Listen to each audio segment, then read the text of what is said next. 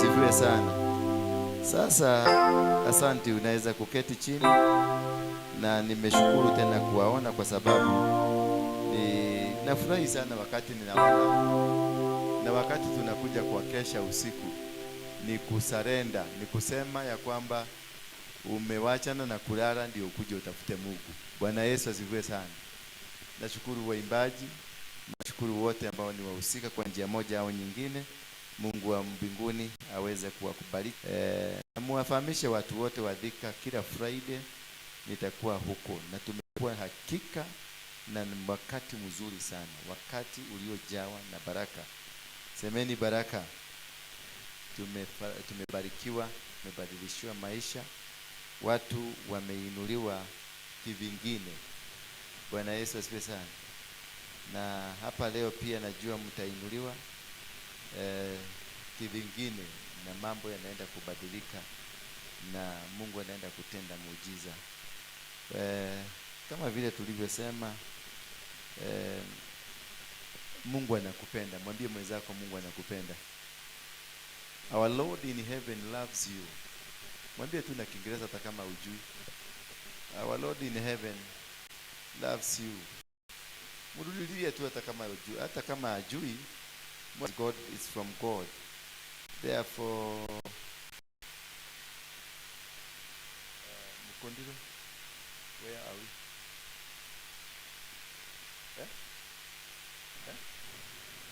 Kwa hivyo nataka tusome kitabu cha, ndio wanaitanga ya Yakobo kwa Kiswahili. James ndio Yakobo kwa Kiswahili. Mwalimu wetu alikuanga Mturukana, hakutufundisha vizuri. Si nimesikia, amesikia kutokana wanapenda malisasi sana huko Turukana. Sina ametoa ishara kuniambia usilete maneno hiyo hapo.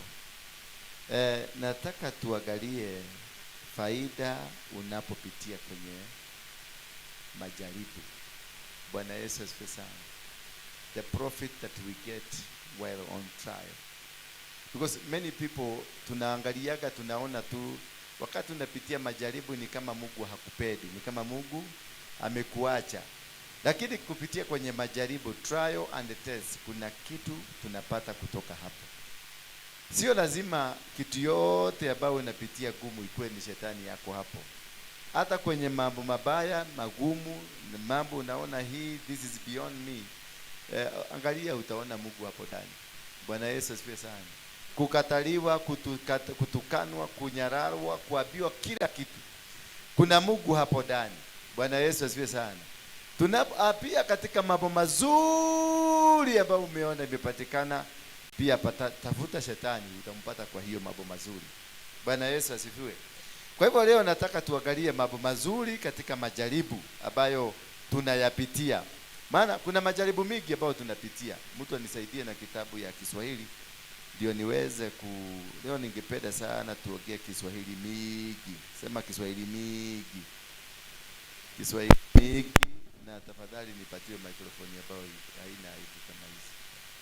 Unajua natarajianga mnapanga hii maneno sawa.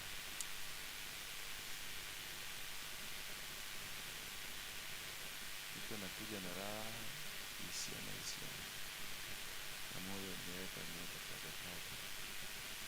Sasa wamesema ni Yakobo.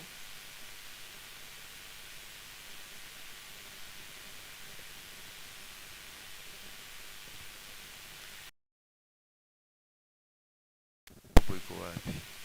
Tulipata karibu na Waebrania, si ndio? Uko nyuma ya Ibrania.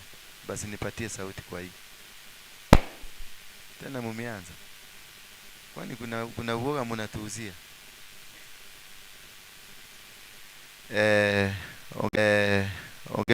Challenges. And some of these challenges are deliberately. Ni Mungu ukipita maisha mzuri, you grow nicely without the challenges. Then a challenge with life without a challenge, then it's a life that is not tested. Bwana Yesu asifiwe sana.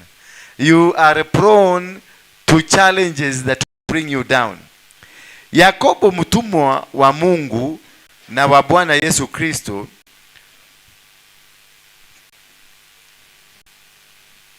kabila 12 waliotawanyika salamu. Ndugu zangu, hesabuni ya kuwa ni furaha tupu mkiangukia katika majaribu mbalimbali. Bwana Yesu asifiwe sana. Ameanza kuanza na salamu. Na amesema Yakobo ambaye ni mtumwa wa nani? Mtumwa wa Mungu na ni mtumwa wa Yesu Kristo. Kwa hivyo tulipookoka tumekuwa watumwa wa Mungu na bado sisi ni watumwa wa Yesu Kristo. Hiyo ni kitu ya kwanza unafaa kuelewa. Na ni kitu ambacho kitakusaidia sana kujielewa ya kwamba you are not free. The moment you got saved, ulitoka kwenye utumwa wa shetani ukaingia kwenye utumwa wa nani? Wa Mungu na mtumwa wa nini? Wa Yesu Kristo. Our Jesus is our personal savior. Our Jesus is our mediator. Our Jesus is our deliverer. Bwana Yesu asifiwe sana. We are what we are because we have Jesus in us. We will conquer, we win, we succeed because we have Jesus as our savior. Bwana Yesu asifiwe sana. And Biblia inasema ya kwamba ndugu zangu, hesabuni ya kuwa ni furaha tupu mkiangukia katika majaribu. Kwa hivyo unapoangukia katika majaribu, hesabu ikuwa ni furaha tupu. Wakati watu watakuinukia, watu watakupangia jama, watu watapanga kukupiga, watu watakunyemelea wakianza kupanga maneno wakijificha, ujue hiyo ni furaha tupu. Bwana Yesu asifiwe sana. When people are rising up against you, when people have planned something against you, it is always not demonic, it is godly sometime. Because God is looking at you. Anataka kuangalia how best can you be able to navigate out of the situation you are in. Kwa sababu God is planning to help you. God is planning to bless you from the level you are to another level. He wants to raise you from the level you are to another level. And when God is planning to raise you to the next level, He will want to know kama you qualify for the previous level. Bwana Yesu asifiwe sana. So some of these challenges are not meant to destroy you, are meant to strengthen you.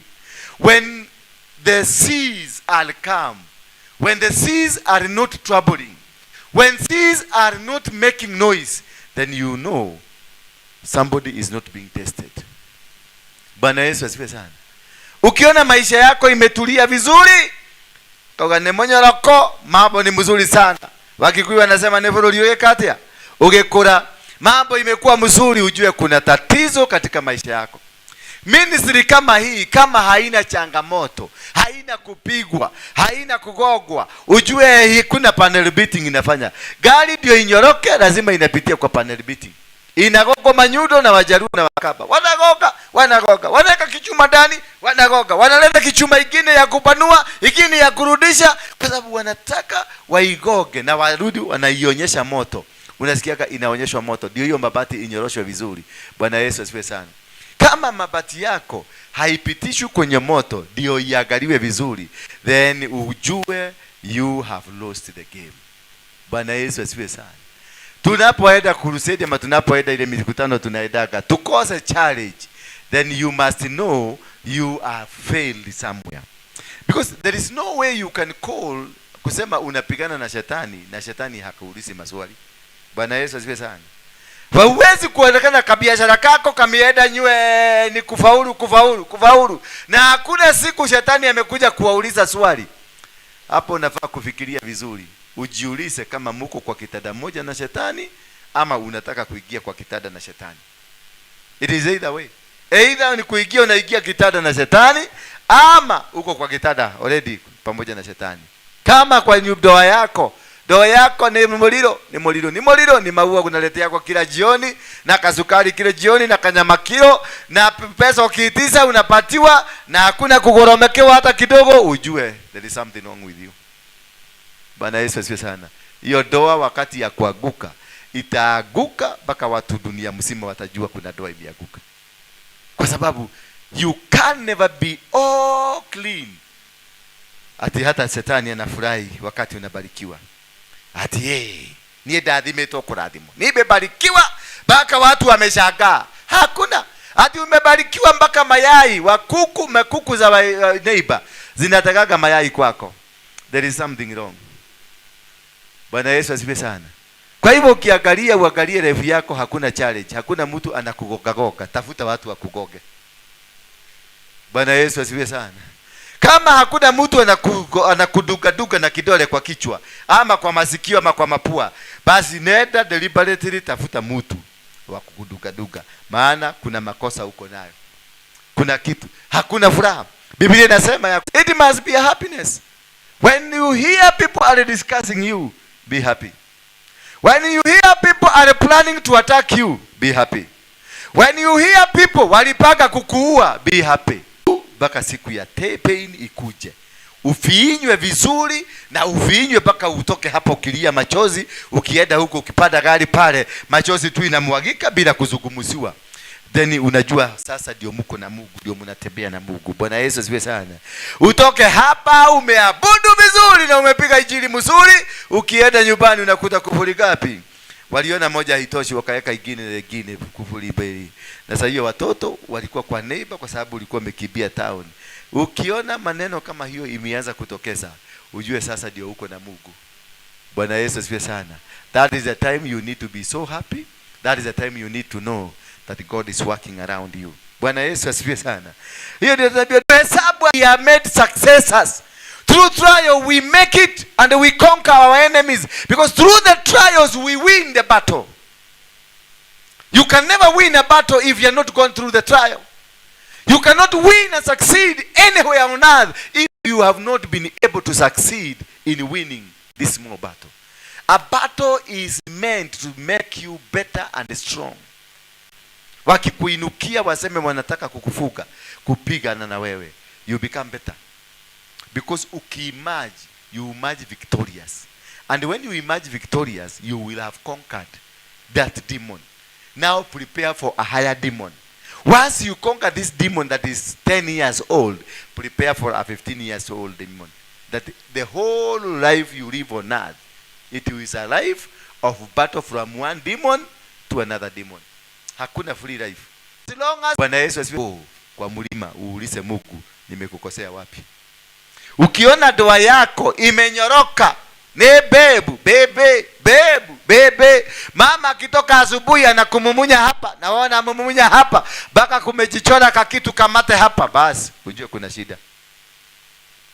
Kama ujekuwa msuri, hasa kwa mama wengine ambao wanaelewa hii philosophy, sometimes wanachokosaka mwanaume tu, wanamchokosa tu ndio achapo mkagogwe. Na sisemi uende ukachokose, maana unaweza kuchokosa mtu achokosagwi. Hallelujah. Lakini nasema hivi, kuna mambo lazima uangalie. Ukiona your life has no challenges, there is a serious problem in your life. There is a serious challenge that is coming on your way. So you need to understand and to know that you need God to make you know that there is something. Ayubu ndio huyo akaambiwa sasa majaribu ikaanza kumfuata. One day, siku moja tu mama akakufa. The same day watoto wake ndio hao wakakufa. The same day mang'ombe na makodoo zote zikaenda. Kumbuka Shetani alikuwa ameenda kwa Mungu akamwambia haka kamutu kako kana kuabudu kwa sababu ya hizi vitu. Mungu alikubalisha hizo vitu zote ziondolewe ndio aonyeshe Shetani, this man is after me. Bwana Yesu asifiwe sana. Kwa hivyo a trial is God trying to tell people this man ni wangu. So usiepukane na trial. Na ukiangalia vizuri uone uko kwenye huduma na unashughulikiwa kuna kiplani, kuna challenge, kuna kavita plan kamekuja, don't run away. Usiende ile mliferani. Don't run away. Just sit there. Wait and face the challenge mpaka umalize. Na ukiepuka ndio unaenda kwa dota, unarota ulikuwa form 4, na sasa unafanya unajiona ukiwa class 7 ukifanya class moku ya class 7. Kwa nini? Uliepuka class. You are in a spiritual class, you must pass the test. Ukiinukiwa utakumwagilia mafuta hapa. Ukienda nyumbani unakuta bwana yako na anajua uko hapa, anakuangalia kwa runinga na anakuona pale umekaa. Lakini ukifika tu nyumbani na kuuliza maraya hii, Saidi umetoka umaraya. Saidi umetoka umaraya, takataka hii, mjika. Wewe unafikiria hatuonagi kule umekuwa. Si hata hebu leta hiyo simu, unasikia kasimu kako na nikasiriki. What 1000. Kana kwa kesho ukutatua. Oh my God. Na ndio ilikuwa umegharimia miaka karibu msima ukitoa hiyo ketate. Ni ketate. Hiyo kikundi ya wamama ndio ununue simu kana kokesha ukuta. Sasa uko kanisani uliobewa na mkabe mnaenda kubarikiwa.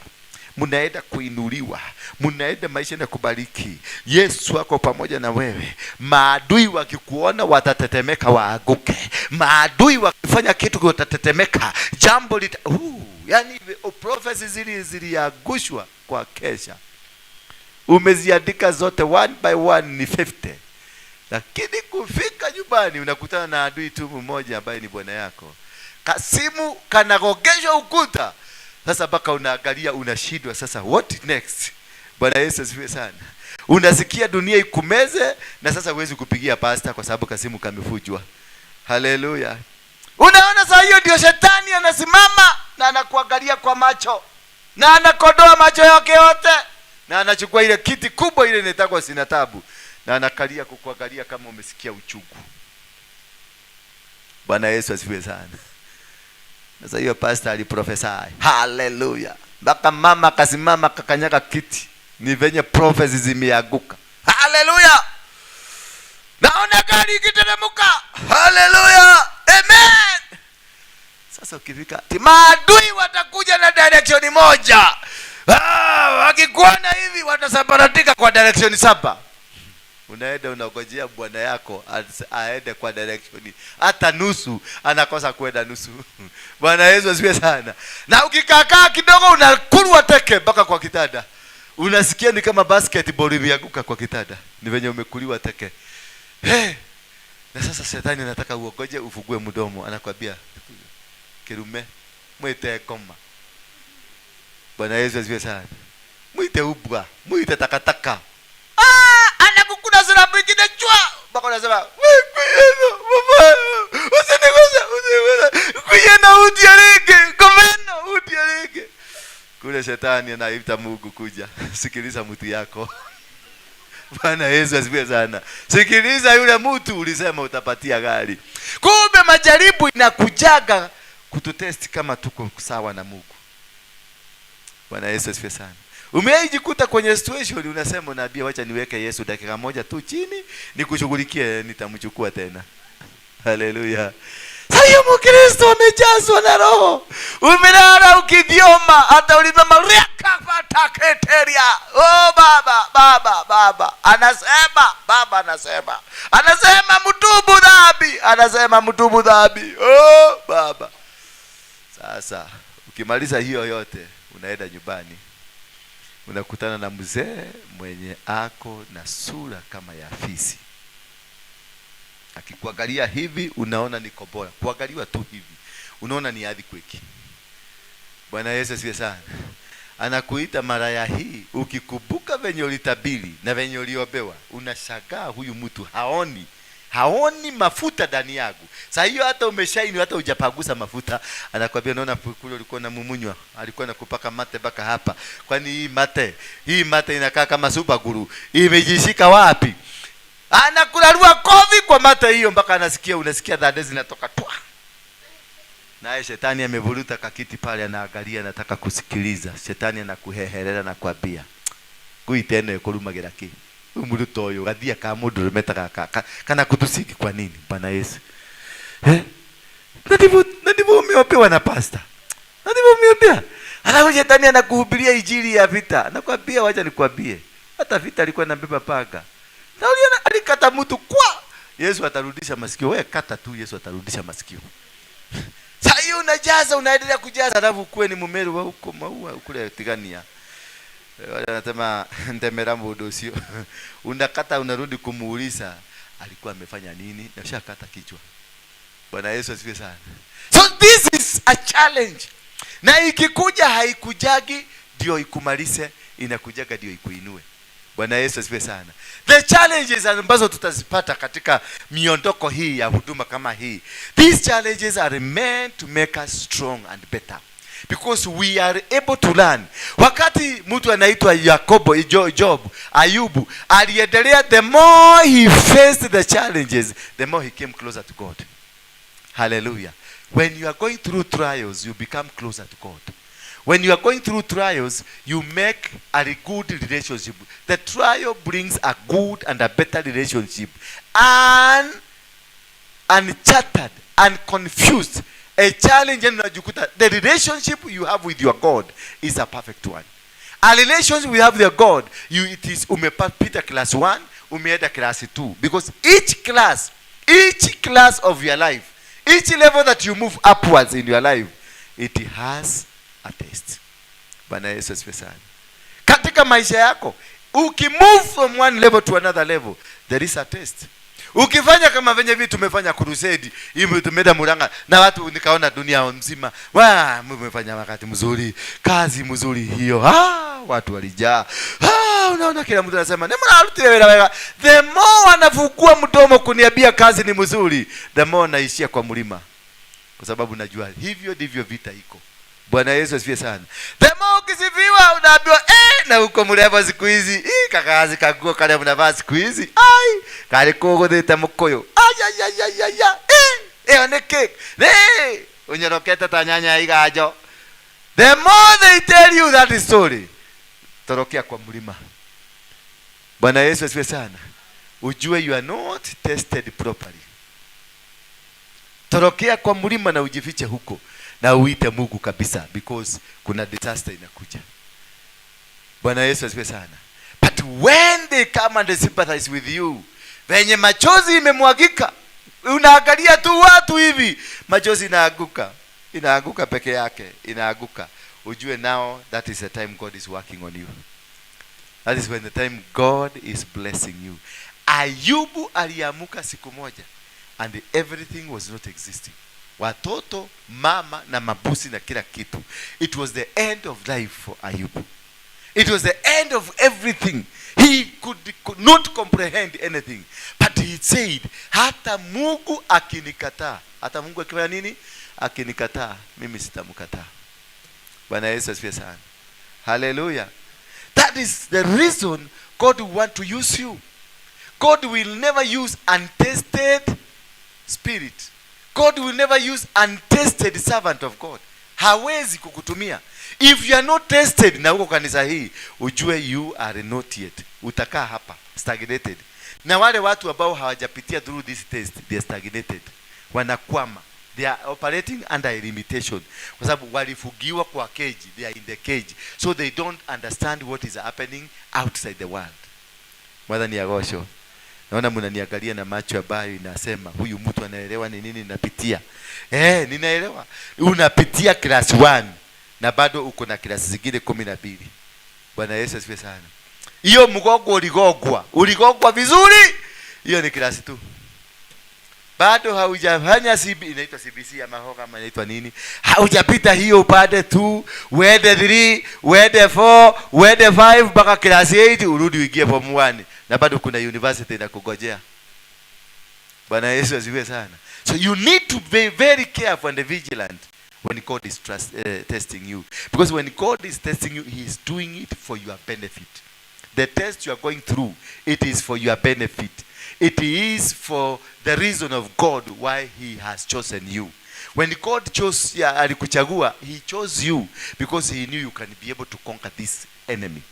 And if God chosen you, you are going to face challenges equivalent to where you are going. Bwana Yesu asifiwe sana.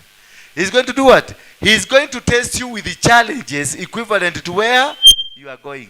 Kama ukiona shida yako ile challenge kubwa ni kukula kaugali tu, ukikosa kaugali kidogo manyoka zile zinakaaga kwa tumbo zimesimama sitakojoka, zimesimama kadogo tu kaugali kadogo na sukuma wiki. Challenge yako ni ukinyimwa sukuma wiki unaletaga shida sana. Challenge yako ni ukinyimwa kamutura, unaona hata unaweza kukosana na watu wote katika nyumba. Ujue level yako ya baraka imetoshana na hiyo kamutura. Bwana Yesu asifiwe sana. Lakini ukiingia kanisa kama hii unakuta kila mtu hataki kukuona. Baka wewe mwenyewe unakaa kwa kakona kale. Hata ujui machozi kiteremuka, ni kuambia unaambia kwa machozi inateremuka. Ni ruo rule uragerera. Hallelujah. That is when you know I am with God. So sometimes fanyanga kitu ichokose ndio ukue na Mungu. verse 4 inasema subiri na iwe na kazi kamilifu, mpate kuwa wakamilifu na wakamilifu bila kupungukiwa na neno. Bwana Yesu asifiwe sana. Unapopitia kwenye majaribio, unapokupitia kwenye hali hii ngumu, inakufanya uwe mkamilifu. Ambia mwenzako unakamilika unapojaribiwa. Kwa hivyo tulia ukamilishwe. Kama nikakaba kanusu, lazima kawekwe kakue full. Ndio ishike ile post nyingine, ndio uweze kuanika nguo. Bwana Yesu asifiwe sana. Kwa hivyo kama bado hiyo kaba haijafika pande ile nyingine, kama bado hiyo kaba haijafika, haujakamilika, you need to reassess yourself and understand that where did I go wrong? Ni wapi nilikosea Mungu? If sijapita mahali mpaka nilie machozi. Bwana Yesu asifiwe sana. Kama hujapita mpaka ukalia machozi Belita, kuna kitu hujafanya ya Mungu na hauko kwa klasi. Kama hakuna mama kule umeinukiwa na familia mzima wamekuita mchawi, the whole family wanakuita mchawi kwa sababu ulipeleka injili, then you are not tested. Wakati unapatiwa kazi na Mungu, kitu watu wa kwanza kukuinukia ni ule mtu mko naye, either mke wako ama mume wako. Na babili mtu atakuinukia ni mama yako na baba yako. Sasa ukijua hao watu wawili wamekuinukia, ujue kuna mahali Mungu anataka kukutuma. Bwana Yesu asifiwe sana. Wakimalizana na wewe, society ndio inakujaka, inakushughulikia vizuri. Unafungua kazi kidogo, wanakuja wanasema huyu mtu ni devil worshipper. Na umeenda umechukua loan ya shilingi milioni 4, umestoko kaduka vizuri, wewe na Mungu unajua ni loan. Lakini watu wakikuja wanasema hata ujana usiku mimi nilichukulia tu hivi, kuna kiroli kilikuja hapo na ni mapaka zilikuwa zinabeba mabagi makotoni zikipaga, mapaka nyeusi, mapaka nyeusi. Watu wote kwa sababu wanapenda uvumi wanasema hata mimi niliona kipaka kimoja kilipitia kwa mabati yangu. Sasa wacha nikwambie, hizo vitu zako zote na ni matunda zitawasea hapo, na ni karoni ulichukua. Unajaribu kuita Mungu, Baba kumbuka, wewe uliniambia you will never forsake me nor leave me. Huyo Mungu anaenda safari. Kabiashara kako na tupesa tuako twote tunakuishia hapo kwa sababu ya paka imaginary. Paka mwenye hakuna na haijaonekana na inasemekana ni hivyo. Na ukitembea hivi unasikia tutoto tunasema yule mama wa majini. Bwana Yesu asifiwe. Unaona hiyo mama, si unaona venye anatembea? Angalia venye ametembea. Nimeona nyoka moja imeanguka. Hata anasema hata mimi nilienda kwa duka yake, ile kitu nilinunua ilienda kwa nyumba ikabadilika ikakuwa kaubwa. Haleluya. Sasa hiyo ni loan ulichukua. Na uliambiwa itaanza kulipwa mwisho wa mwezi. Na duka yako yote ni majini, ni mapaka meusi, na hatimaye itakuja kuonekana kulitokea sugura.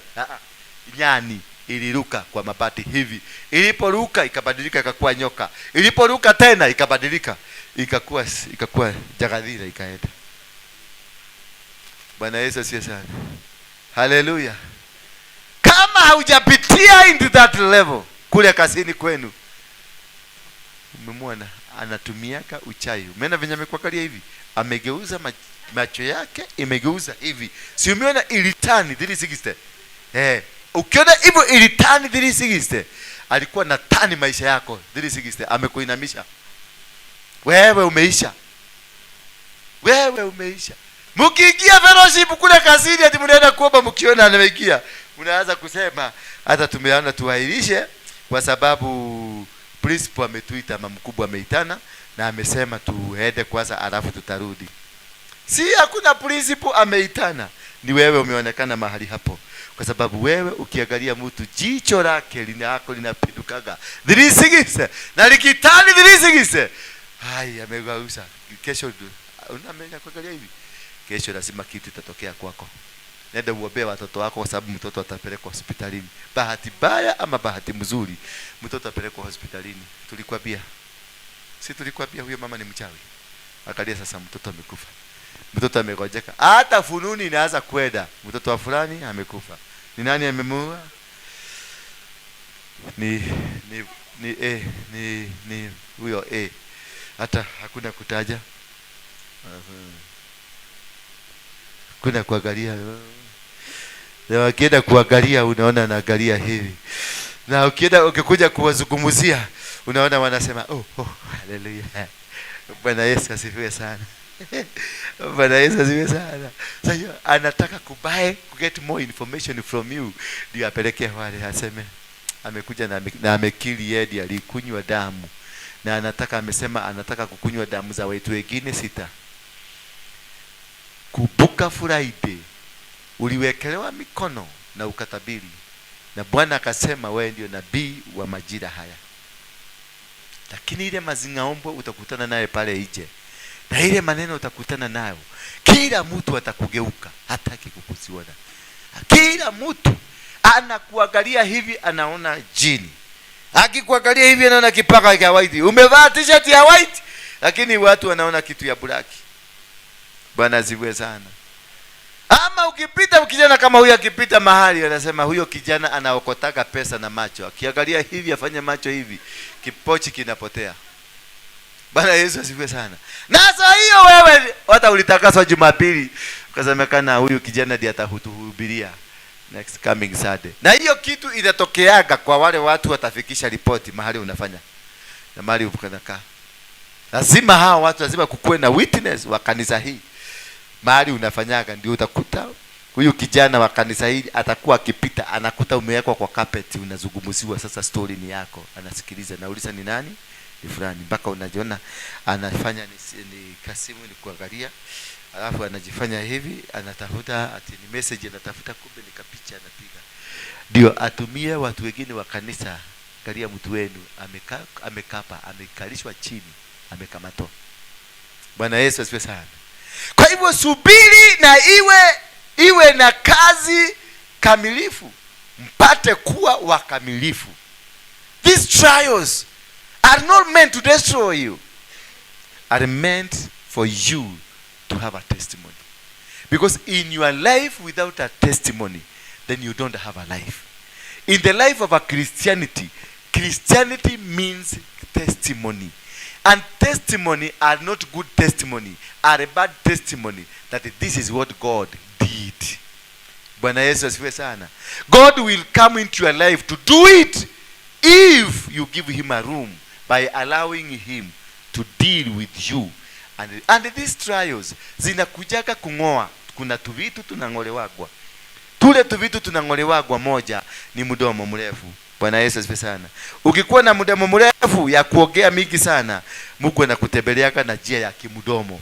Mtu anaitwa Isaia, wakati unajua Isaia alikuwa mzee wale wa pelepele na neno mingi.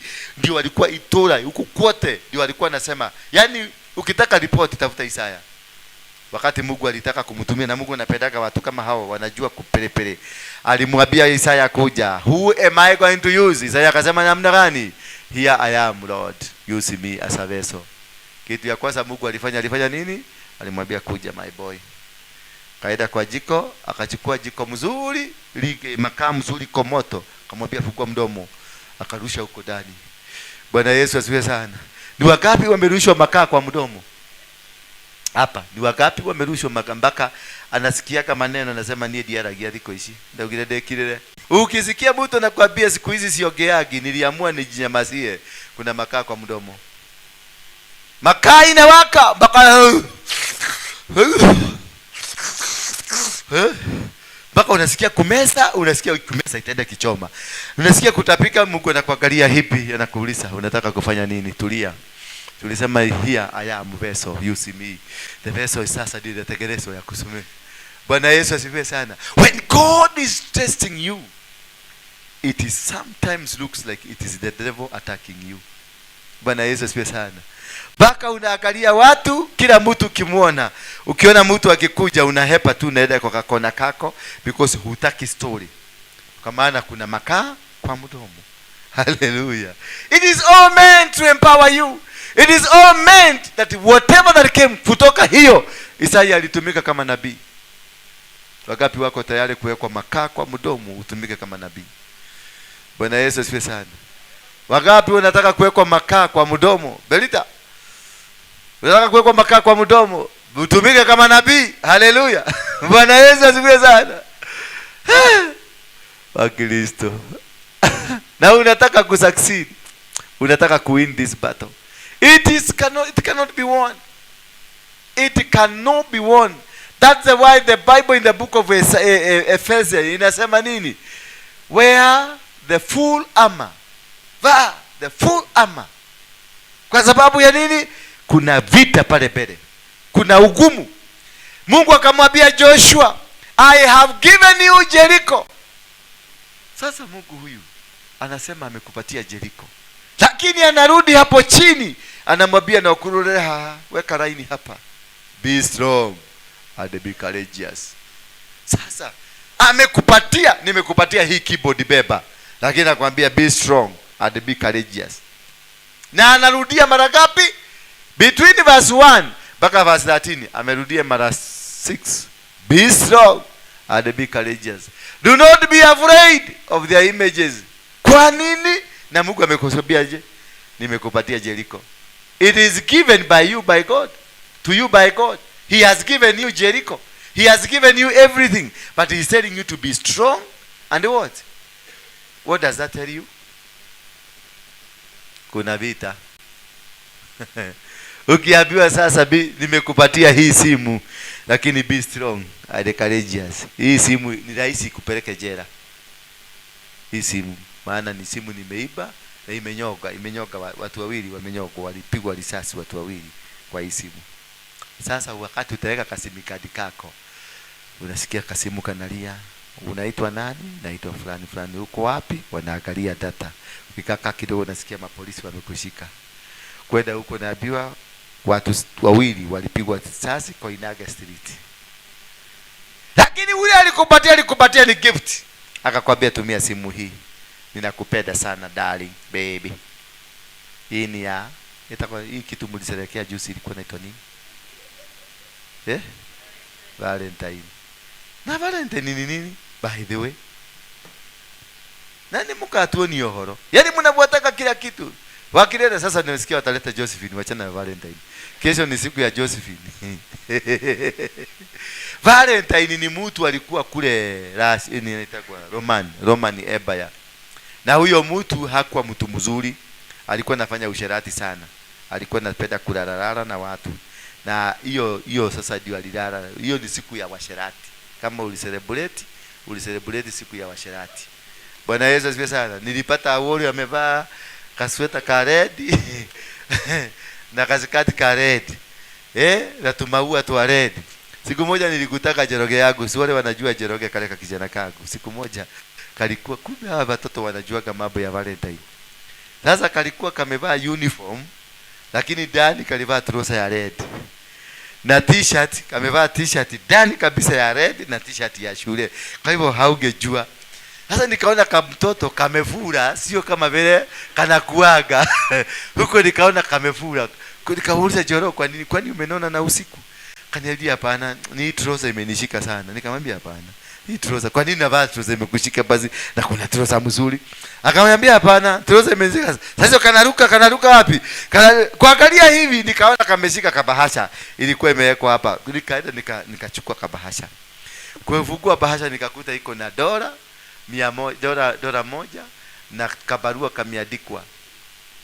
Na kabarua kalikuwa kazuri, akanirudisha nikiwa class 4. Kwa hivyo kabarua alikuwa ameandikia girlfriend, amemwambia, since you been give me pencil and rubber, it is my time to give you money.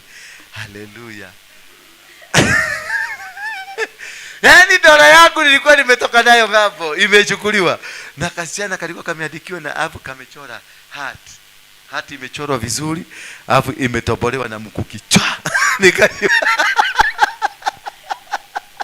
Wakati aliandika hiyo barua ile ya mkuki imetobolewa. Na huyu ni mtoto alikuwa class 5. Ni class by then alikuwa class 4. Class 5. Sasa nikataka kumwangalia vizuri, nikakuta ako na t-shirt ya red ndani. Na kumbe wakienda sport, walienda, alikuwa aende atoe, aende kwa kasichana akaambie hii ni Valentine. Kumbe ni siku ya washarati. Mami, ulinunua kama kitu. Ulinunua ka chocolate. Ulinunua chocolate, sio? Ulinunua chocolate. Nilikuona ukinunua.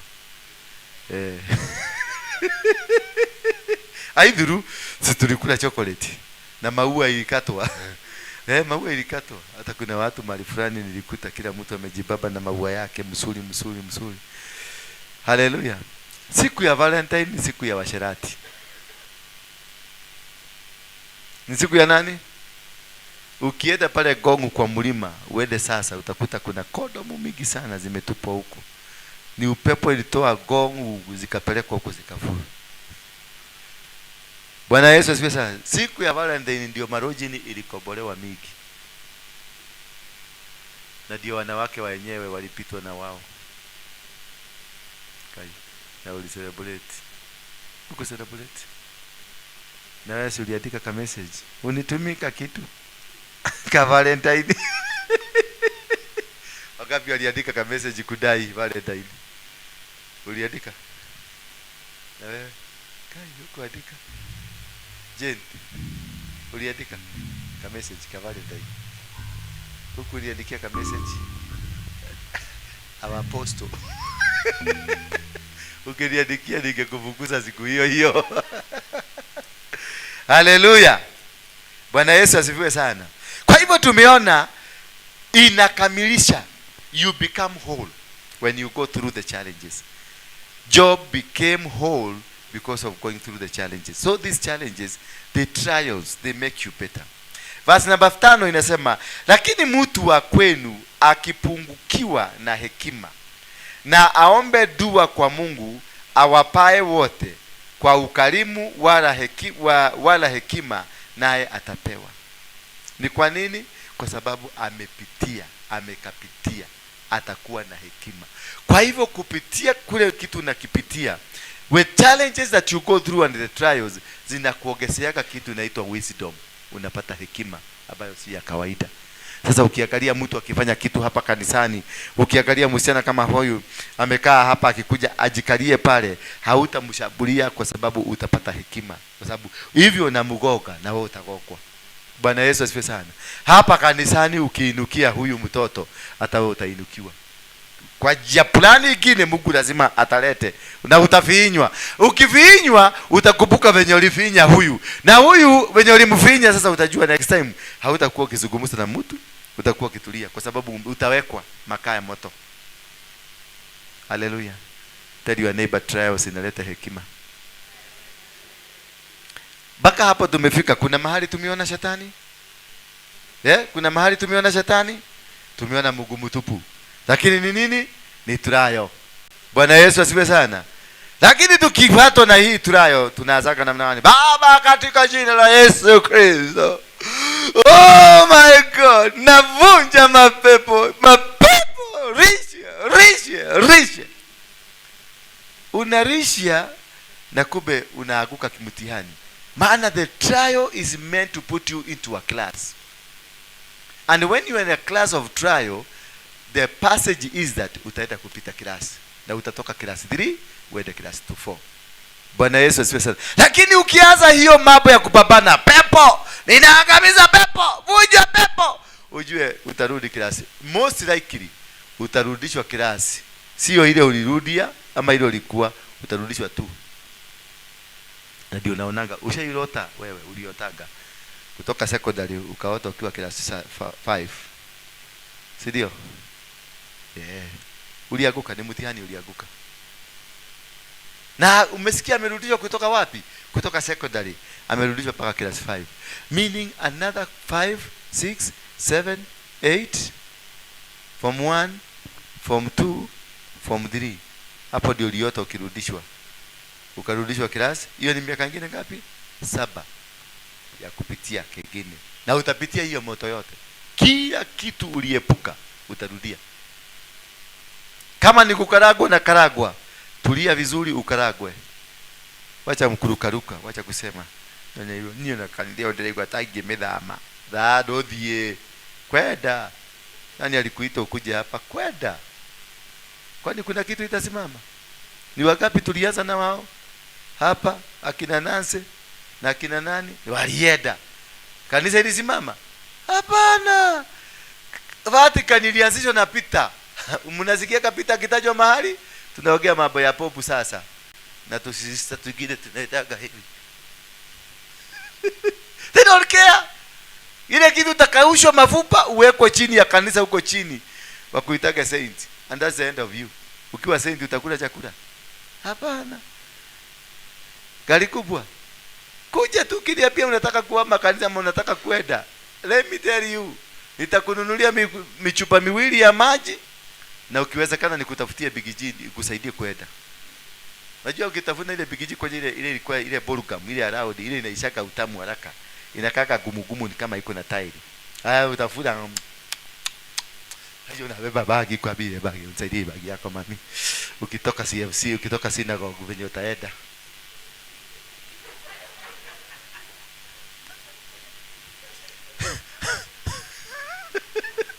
Atene hiyo si kanisa, hiyo si kanisa, hiyo si kwenda kabisa. Enda tengeneze yako. Kwenda. Ambia mtu kwenda. Ongea kiturukana kwenda. You don't care. I don't care myself. I know I was called. And there are people that I was called for. Bwana Yesu asifiwe sana. Sikuitwa kila mtu. Wewe ni intruder, ndio kwa maana umechoka na mimi. Kwenda kabisa. Watoto wa nyumba hii hakuna mahali wataenda. Watakaa mpaka wakomae, ni watafutie mabwana na mabibi. Yeah. Haleluya. Waedo kama wamekomaa. Kama amenyoroswa. Kama amefanya nini? Ndio nanaga nikijua unanyoroswa na kujaga sura, na fanya sura yangu inakuwa baya zaidi. Usinikibirie. Nakuja kuniangalia na Apostle nini? Uko dakate. Sema, kai unashiriki. Na ulikuwa umekimbilia baba. Unashiriki bako na jido kai. Kale kida hiti nakio. Nini? Ulikuwa unataka kusema nini? Ngoja hapo nakuja. Nakuja na madharau mengine. Na hebu nitie yule mama, yule mwi sasa nakuruka wewe, naita yule. Na madharau si mimi najua nashughulikiwa. Naongeza kikachubi kidogo ndio ushughulikiwe. Uhivi haraka. Kwa sababu nikikupamba, nikupepeleza hivi, hautaiva haraka, utakuwa utanisumbua sana. Ndio tupunguze laini na nawekaga kuni mbili za mtarakwa. Mbili za mtarakwa zinahakishaka moto. Inawaka. Alafu naweka ile gini ya mtamayo, ile inaweka moto inakaa siku nyingi. Bwana Yesu asifiwe sana. Bali ukikaa siku 7, ukitoka huko umeyeyuka vizuri, unakuwa mtoto mzuri. So don't expect any mercy from me. I don't care. I've gone through all. Siwezi kukubebeleza. Why? Gari kubwa. Sasa nikubebeleze. Mama kama wewe. Umefanya mabiashara zako, umefanya maisha yako, ati nikuja nikuita babe. Babe. Aki unajua Mungu anakupenda. Tena kuhurumia. I'm feeling your taste. Ninakuangusha. I'm not supposed to do that. I'm supposed nikutafute, nikijua, nikusikilize tu sentence mbili, nitajua what you are going through.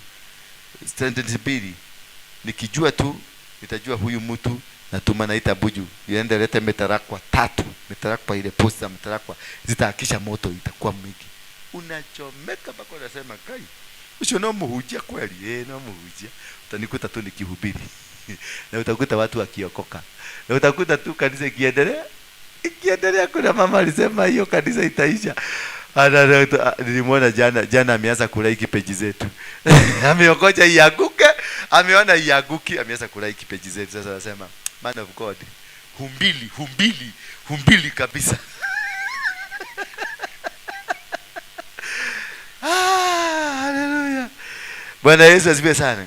Kwa hivyo mtu anapopitia kwenye hiyo klasi ya trial, usimsaidie. Ndio unaona kuna wakati unaweza kuwa katika hali yako gumu sana. Unaona ni kama na kuhepa, sio kukuhepa. Mungu ameniambia usikanyage hapo. When you are going through a trial ya biguni, Hakuna mtu hata mmoja, na mtu atakayekuja kukusaidia anagogagwa vibaya. Bwana Yesu asifiwe sana. Kwa sababu unashughulikiwa na Mungu anakupenda. Ukiona watu wanagogwa kwa sababu yako, ni kwa sababu the love that God has for you, hataki urudi class tu, anataka uendelee kupanda. Haleluya. Siku hiyo ndio unalala njaa na umelala kwa maombi mzuri. Ulikuwa 7 days fasting, unarudi Mungu anakuambia 3 more days. Ushaitoka fasting ya 7 days, alafu unakuta chakula hakuna, ka ATM kako unaenda kuweka, unapata hakuna, salary imeingia. Haleluya. Na neighbor wote wamelala. Sasa unalala. Kesho unang'ang'ana na ka ATM unakuta hakana, unaendelea kusukuma gurudumu. Sasa unaanza kupretend nimeongeza siku nyingine 3, lakini hakuna siku umeongeza wewe, ni umeongezewa. Kwa sababu haukupita klasi vizuri. Ndio kwa maana Mungu anakuongezea ingine. Ujuaji ifanya nini? Ujuaji ikwishe. Wakati unapitia kwa trial, ile statement inakuaga mimi nilifanya, mimi ninajua, mimi ninaedaga, mimi ninakuaga. Hiyo statement inakufa mara moja na inaingia sisi. Bwana Yesu asifiwe sana. Ukitaka kujua mtu hajapitia vizuri, hajakapitia, anasema kanani dakinyire ko majini makiura, dakinyire ko maude makiyana, dakinyire ko, ukasikia mtu ni dakinyire, nilifanya, nilikuwa, ni mimi, nilienda, ujue huyo mtu bado hajashughulikiwa. Sasa hiyo ameingia nasari, ni ile mkono na akaliwa hivi, ile tulikuwa tunaweka hivi. Na sasa hiyo ni pastor kanisani, lakini nasema ni mimi. Nilipofika tu hapo, nilinua mkono juu, watu wote wakaanguka, mapepo ikaenda. Hiyo neema na achili yako kidogo, ndio ujinga yako ijulikane imefika level gani. Hata unaweza kuletea mtu wa kansa, sema naamrisha kansa hii katika jina la Yesu Kristo iondoke. Sio naamrisha hii kansa, the mighty name of Jesus, out cancer. Na kansa inaenda. Kwa sababu ujinga ndio inataka kuangaliwa imefika wapi. Kutoka hapo kijiji na tauni mzima, hakuna mtu hata jua kansa ilienda. Immediately unatolewa class form 4, unaharuruki mpaka class 3. Unaenda chekechea kufundishwa kudu. Bwana Yesu asifiwe sana. Unajua hiyo ulisoma hiyo? Kudu. Tuendelee. Kusoma hiyo. Kudu. Kusoma. Kudu. Endelea.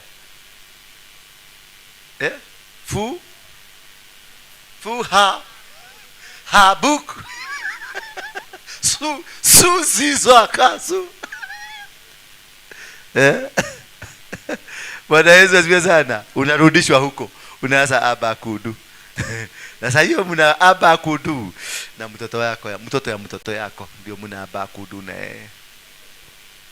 hivyo ndivyo Mungu anajua kushughulikia mtu, na anakushughulikia, anakurudisha pale lowest. Mwambie mwenzako nimekataa kurudishwa nyuma. Na kitu ile narudisha mtu nyuma ni ujinga, ni kiburi. Ukikuwa na kiburi utateremshwa kule chini. Bwana Yesu asifiwe. Ila na aombe kwa imani pasipo shaka ya yote, maana mwenye shaka ni kama wimbi la bahari lililochukuliwa na upepo. Kwa hivyo ukitestiwa vizuri, mashaka inakuondoka. Hata ukiwa katikati ya dhoruba, mambo ni magumu, hauna shaka. Unajua my Jesus will win this battle for me. Alijifanya amelala kwenye ile kaboti na akaenda huko na akalala. Hawa majamaa, unajua ukitembea na mkubwa wanakuoga wajuaji. Sasa ukitembea na mimi siku 2-3, hakuna mtu hata jua hapa. Level apostle siku hizi ni mimi ananisikiliza. Juzi nilisikia watu wengine mahali walikuwa nasema ngani walaigua dikoishi apostle alaigua ngani alaigua doa yake. So unajua ni ile kiburi. Ulikuwa unasikilizwa, ukakuwa na kiburi, apostle akakuondokea. Mimi ukiwa na kiburi kidogo na kuondokeaga tu, naenda nachukua mtu mwingine ambaye ako chini, huyo ulikuwa unafikiria ako chini yako, na muinua na mweka juu yako. Mimi msiana nasikia vibaya. Kwani apostle anakuwaga namna gani? Hivyo ndivyo nakuwaga. Ukijifanya wewe ni mjuaji huko juu na kuinulia mtu mwingine wa chini zaidi, ule wa kufagia choo. Na mimi namwambia sasa, kutoka saa hii wewe ndio utakuwa kiambia watu venye watafanya. Sitabuagi maliko. Bwana Yesu, ushaibeba ndoo ya mafi? Watu wakiwa jela wanakunianga kwa ndoo. Na hiyo ndoo imekatika katika, imelaruka. Hiyo ndoo unaekelea kwa kichwa, unaenda unamwaga mafi tena unarudisha, unaiosha, ndio inaenda kuwekwa ugali ile mtakula. Nasema ngea hii, simpeleke kwa jela siku 2. Ngea hii. Wangapi wameenda jela? Wangapi tumeenda jela hapa? Ninaongea ukweli? Watu wanakunianga kwa nini? Kwa ndoo, na nikarumu ka 10 ka 8 6x8. Kako na watu 20 na watu wote watakuni hapo. Hiyo ndoo kesho muende mmwage mafi, alafu ioshwe. Iende weko uji muletewe.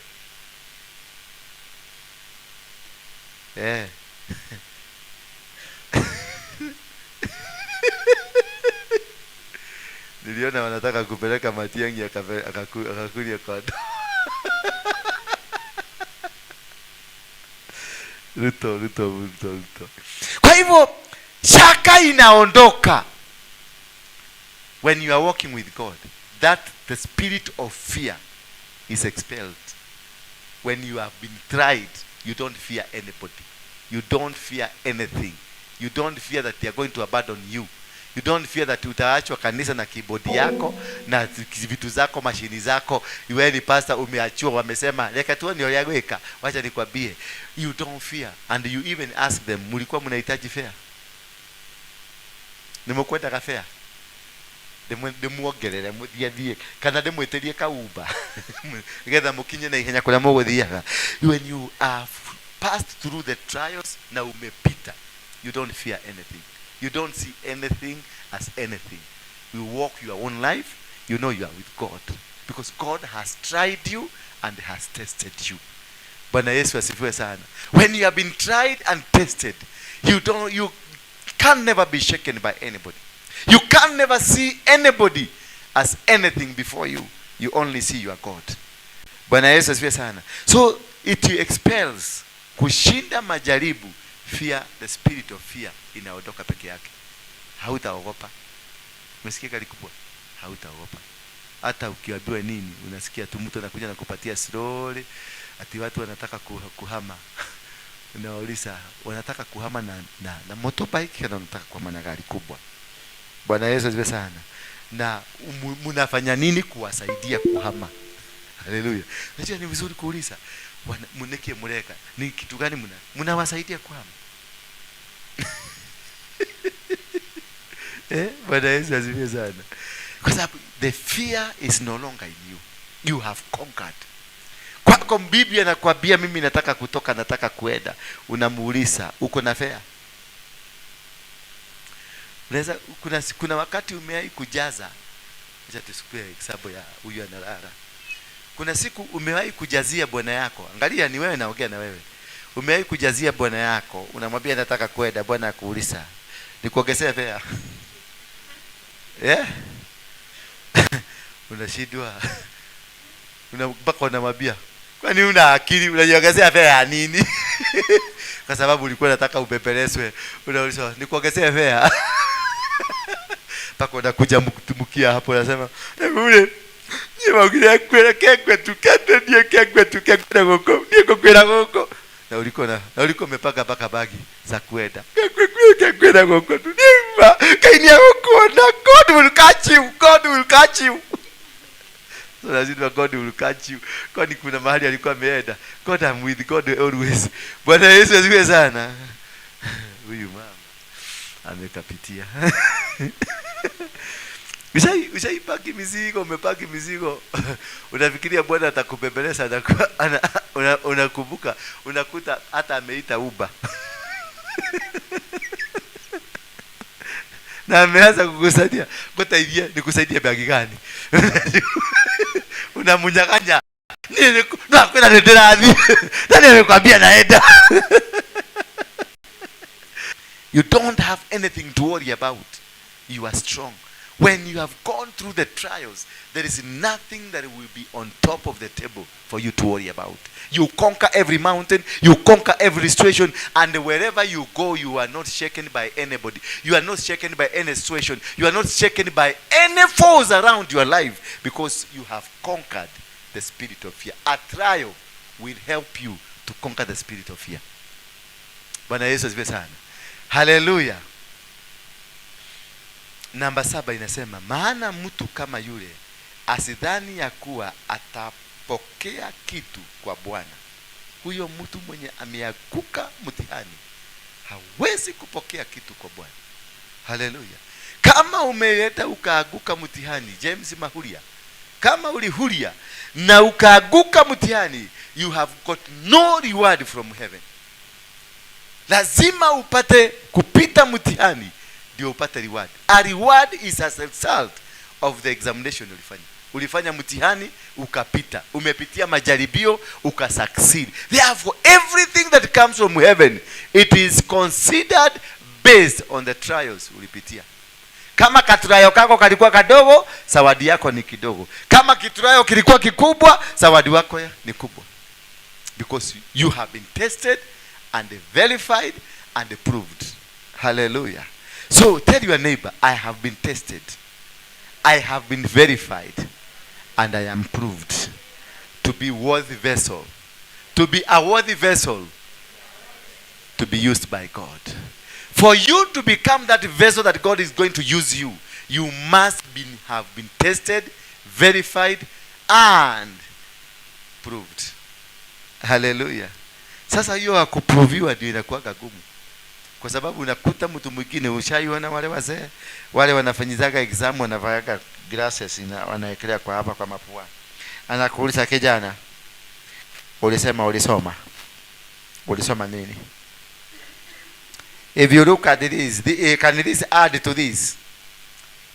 You look like you are a fool. Wewe ni ng'ombe tu.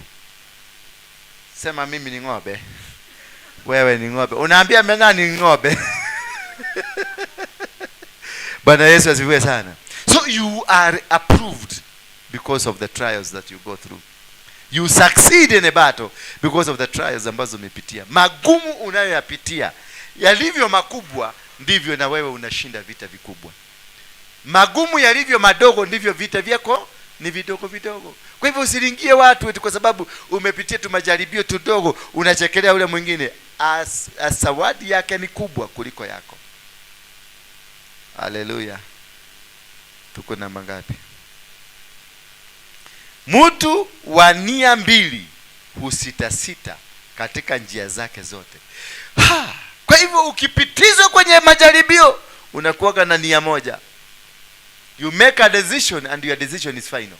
Ukisema kataiba hapa kutapasuka, watu wapite hapa, hata nani akuje. Ona omogi ukanao. Nikimake a decision nimemake because I know what I'm making. Utukuage na nia mbili, hausitasiti, haurukaruki. Nikiamua that is the end of you, between me and you, that's the end. And that's final. Baba, that is the end, and that's what? It is final. There's no negotiation. Because I will never allow you. Nimepita niko class 9. Na wewe uko class 3, alafu unakuja kunishikashika tuloza yangu, unirudisha turudi nyuma. Hapana, I won't allow that to happen. Nitakugoka teke kama kapuda. And I will pretend hakuna kitu nimefanya. Na mimi niendelee na safari yangu. Hii ni kazi ya Mungu. Na kazi ya Mungu haikagi mchezo. Kazi ya when you are working. Ndio uliona kule Muranga nilisema mimi ni komanda. Kwa nini? Kulikuwa watu wa Maina wa Magoto pale, walikuwa wamekuja pale, walikuwa nataka kutoa dhabihu zao. Nikaibiwa na Mungu, fukuza wale watu. Wale watu kuna kitu wanataka kufanya.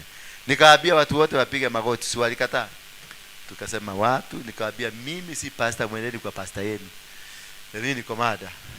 Nikwenda ugirede komanda. Mimi nilisema mimi ni komanda. Nilikosea. Mama anajua huyu ni pastor kweli. Huyu ni pastor, komanda. Unajua nilizaliwa na James Maina Nganga. Tuliona juzi akisema akiambia Omodi, mimi ndio niliombea dura Waruinge. Ukikuwa mzuri na ukifaulu kila mtu anakupenda, si ndio? Mtoto mchafu apendagwi.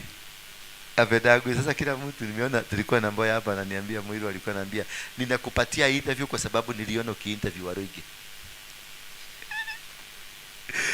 Mwaina yeye ameenda Murang'a. Jesus wina. Ameenda Ihora Stadium Murang'a. Naye Dijoro amesema watoto ni shilingi 1,000. Watakuwa wakilipa school fees ya shilingi 1,000. Haleluya. Mpaka huyu anatamania kurudi shule, alikuwa shilingi 1,000.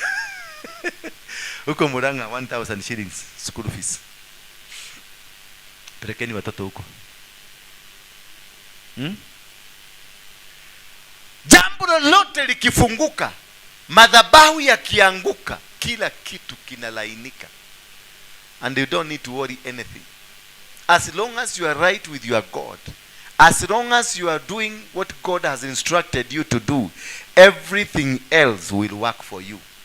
Bwana Yesu asifiwe sana. Kwa hivyo hiyo roho ya nini? Ya kusita na ya kubabaika itakuwa imeondoka kabisa. Na basi sema, lakini ndugu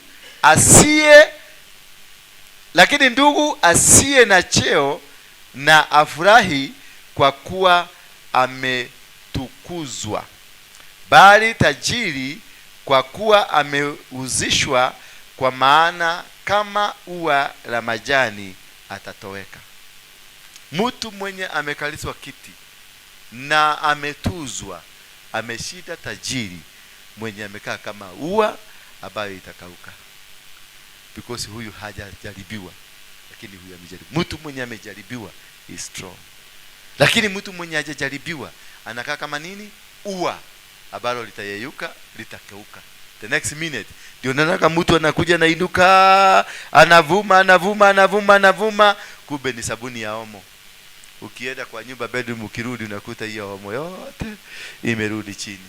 Bwana Yesu asifiwe sana. Kwa hivyo niambie mwenzako, ni muhimu sana kujaribiwa. Na majaribu, mwambie majaribu. Hiyo ndio ticket ya biguni. Mwambie hiyo ndio ticket ya kufaulu katika maisha yako. You will never be counted as a saint if you have not gone through these challenges. These challenges are meant to make us a little bit better and good. Bwana Yesu asifiwe sana. Mwamuguze mwenzako, mwambie, umesikia hiyo maneno? Muulize sasa, ukijiangalia uko class, bado uko na targeta, bado unasoma targeta, ama unasoma ile ingine inaitagwa aje? Encyclopedia. Wewe ni targeta ama encyclopedia? Bwana Yesu asifiwe sana. Nataka leo tusimame, tukisimama tuambie Mungu atupitishie kwenye majaribio ya kufanya tufaulu, tuende hapo kwingine, na atupatie roho ya kutokuepuka majaribio yanapokuja. Bwana Yesu asifiwe sana.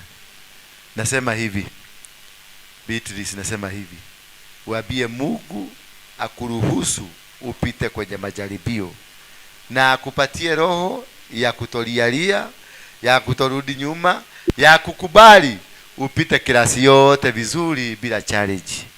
Jen, usimame waambie Mungu, sasa niko tayari kupitia majaribio. Weka makaa moto kwa mdomo yangu. Mami, ambia Mungu, leo nataka makaa moto, rusha penye unataka na uwekelee, hata kama ni bili, ekelea tu, ndio hii safari nimalize haraka. Bwana Yesu asifiwe sana. This is a matter of asking God and telling God what you need to do, because lazima tuvuke. Tunatoka hapa, niliwaambia hapa ni nini? Wale tulisoma mambo ya hapa Karo. Yeah? Unaona hukuelewa. Na wewe hapa nilisema ni wapi? Wewe nilisema hapa ni wapi? Beatrice, hapa nilisema hapa ni wapi? Yeah? Atire uniform. Jen, nilisema hapa ni wapi? Karondi anafaa kujua. Hapa ndio nilisema hapa ni wapi? Hapana, tulisema hapa ni Gilgal. Bwana Yesu asifiwe sana. Tulisema hapa ni wapi? Ni Gilgal, kwa sababu tulitoka wapi? Huko Jericho tukakuja Gilgal na tukasema tunaenda Bethel. Gilgal hapo ndio watu walijua for the last 40 years they were not circumcised. Hapa ndio class, hapa ndio tulitengenezwa. Tumetengenezwa vizuri. Gari kubwa. Si hapo umetengenezwa. Mpaka akili imekuwa mzuri, ile kiherehere big ikapuguzwa. Karo alikuwa na makasiriko mingi. Siku hizi naonaga Kiswahili. Nilikuwa na muuguza na mtaja jina na uache. Beatrice naye alikuwa kanalia. Sasa ndio amekaa mzuri. Mpaka kanywele kamekaa mzuri, kamesimama vizuri. When mkiwa Gilgal hapo ndio walidiscover, wakajua for the last 40 years we never circumcised. For the last what? 40 years ndio walidiscover makoroko malihe. Yaani 39 years unakuwa kipi lakini haukujua wewe ni kipi. Bwana Yesu asifiwe sana. Hapo ndio Joshua alitakasa, akasema watu wote wafanye nini? Ndio imagine modo ya miaka 40. Imagine watu wa 40 years. Akiambiwa kaa hivi mzuri. Na hakukuwa na shida na siku hiyo ni kimawe. Ni kimawe. Na walipomaliza hiyo, kuna watu walipona na kuna watu walikufa. Si kuna watu wanaendaga wanasikia huyu alishindwa kutoboa, alibulidi mpaka akakufa. Kuna watu walipona siku 8 zile zinahitajika. Kuna watu walikaa zaidi ya siku 8 na kuna watu walikufa. Bwana Yesu asifiwe sana. Na hapo walipofanya hivyo, hiyo damu ikamwagika, the covenant of God ikarudi. Because the kutairishwa, wakati Abraham aliambiwa atairishe mtoto wake, naye mtoto wake akamtairisha, it was a covenant. Mungu akasema I have made a covenant with you. Bwana Yesu asifiwe sana. So the circumcision of this man was a covenant. So when they were moving from Egypt, Musa na watu wake na ujinga yao wakaabiana, sisi tuna cross, tunaenda ni siku 8, tusicircumcise. Let us stop the circumcision. Tukifika huko tumefanya nini? Remember Abraham and Isaac waliambiwa nini? This is what? This is a covenant. So this is a covenant. Kuja nikutumie. Uko na hapana, kuja tunayo utaocha. Uko na ring. Wewe bete. Okay. Ujaolewa? Usipalete kuuka toka kwa nini? Si unaweka tu ya kutishia raia. Sasa tufanye hivi. Sasa this is nimekuoa. This becomes what? A covenant between me and you. Tuachane. Umeamua sasa kwa sababu nika safari. Tuachane. Si mimi ndio nilikuwa kama godfather yako. Sasa enda safari. Nitakufuata kweli? Nitakufuata, nitakaa hivi kwa sababu umejiamulia kwenda. So when they stopped the circumcision, they stopped the covenant between man and God. So God akaenda na hapo Dubai kuna kachai. Bwana Yesu asifiwe sana. Akaenda nani? Akaenda. That is what led the children of Israel to suffer for 40 years. Because they were abandoned the covenant. God was the covenant that kept them moving. So they withdraw the covenant. Wakasema sasa Mungu kaa kando kidogo, tujipage tunakuja kukuita. What happened? A journey of 8 days became a journey of 40. And all those people that conspired to withdraw the covenant, they all died in the wilderness. Hallelujah. All the people that conspired, walikaa chini, wakakubaliana, yakatoa turuga miru walile, tushoka tudina kule. Nobody went to Canaan. All of them, including Moses. They all died. The day you withdraw your God from you, God withdraws himself. And he goes away. Bwana Yesu asifiwe sana. Therefore, it is very, very important for you to know and to understand. Keep the covenant of God. So at Gilgal, Joshua ndio alikuja kadiscover wakiwa na wazee. Haya. Imagine for 40 years ujuangi unakonga kipi. wote yani tuliwaamia ujuagi unakuwa kipi walikubuka ndio walikubuka haya na unajua by the way tukoroko tulihi by the way hivi na hii Mungu aipendi sasa ndio wakacommand watu wanaume wote wakaliwe kwa mawe wakato tena. That is when the Bible says the reproach of what? The reproach of what? Huh? The reproach of what? The reproach? The reproach? Yeah? The reproach? The reproach? The reproach? Hello, I say, the reproach?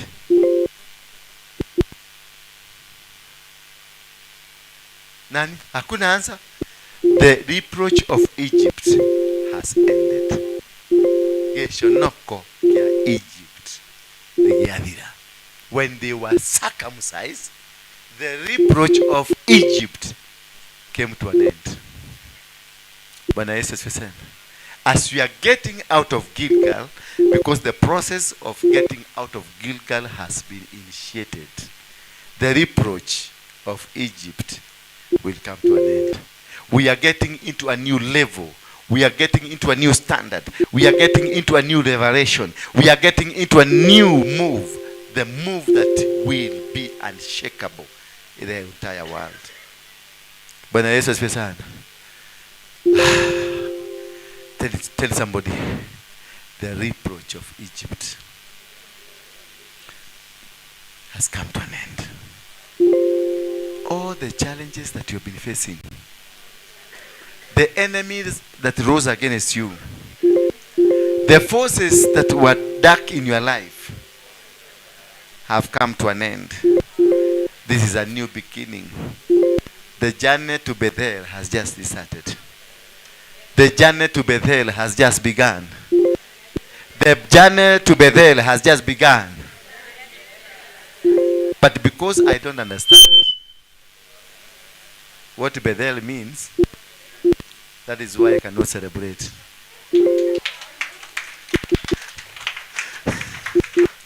Bwana Yesu asifiwe. Bethel is the house. Yeah? The house of? The house? The house of what? The house of what? Bethel is the house of the Lord, where the angels were moving up and were coming down. That is where Jacob got the revelation of who he was, where the angels were moving up and then moving down. And that is where Jacob had a sleep, akaona hizo vitu zikitendeka. But do you know where that Bethel is? What happened about 200 years ago before Jacob? That is where his grandfather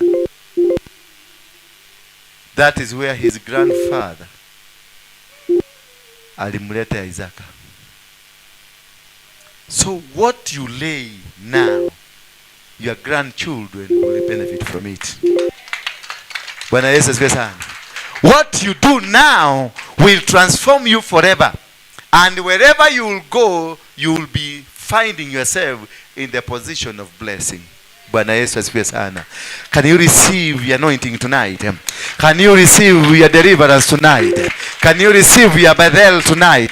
Can you receive, because the reproach of Gilgal of Egypt has come to an end.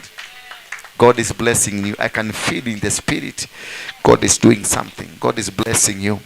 I can feel a special anointing has just been brought down. Deliverance is already done. Deliverance is moving around. Healing. I can hear healing. Healing has come. Healing has come. Healing has come. Deliverance has come. And changes in your life. Yes,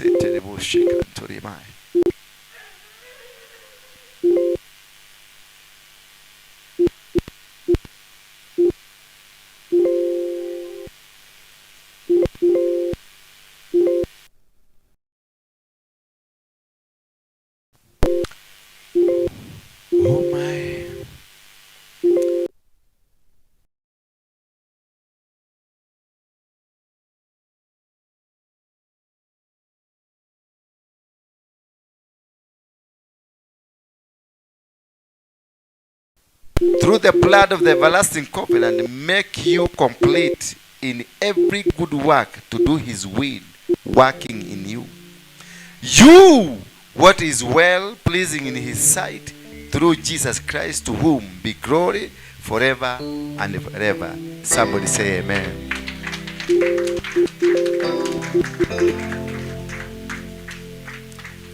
You can do better than that. You can do better than that. You can do better than that. Because I can see in the spiritual realm, things are working.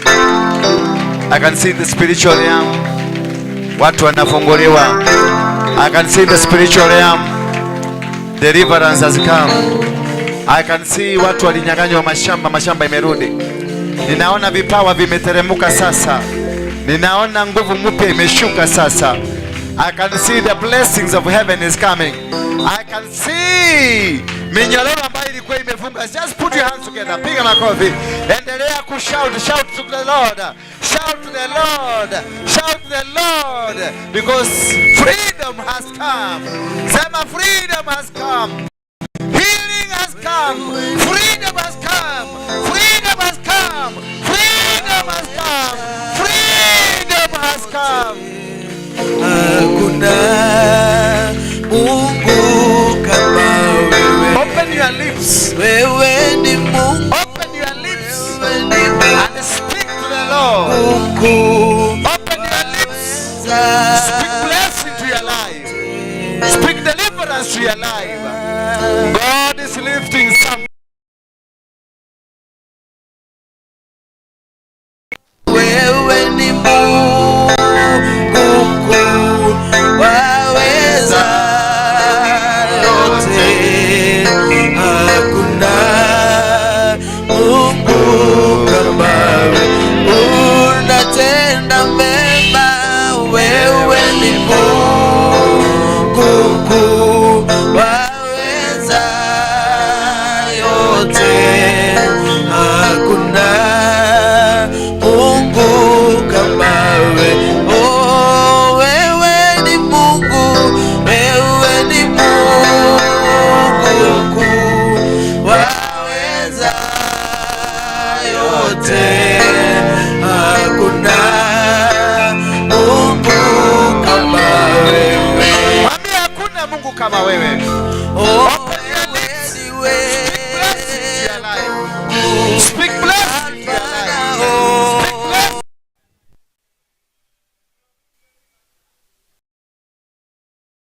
Kama wewe ni Mungu, wewe ni Mungu mkuu, waweza yote. Hakuna Mungu kama wewe. Anaweza Bwana, anaweza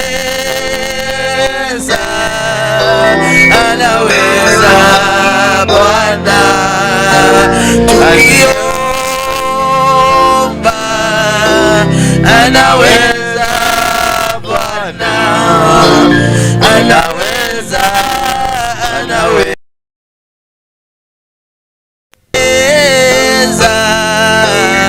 anaweza Bwana, anaweza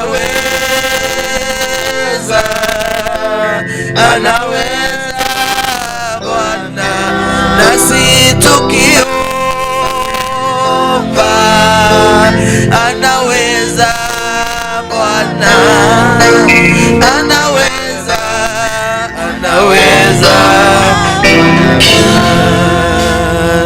Mwambie anaweza. Fungua kinywa chako, mwambie anaweza. Chukua nafasi nzuri, ongea na Mungu wako.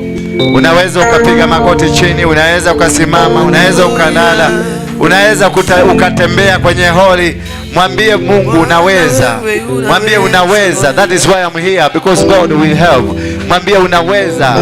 Unaweza. Speak to God. Mwambie unaweza.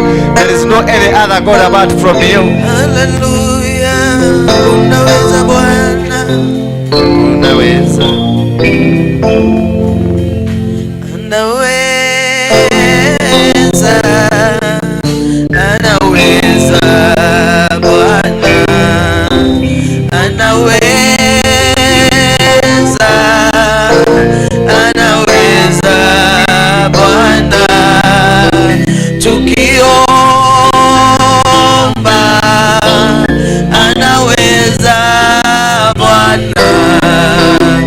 anaweza, anaweza,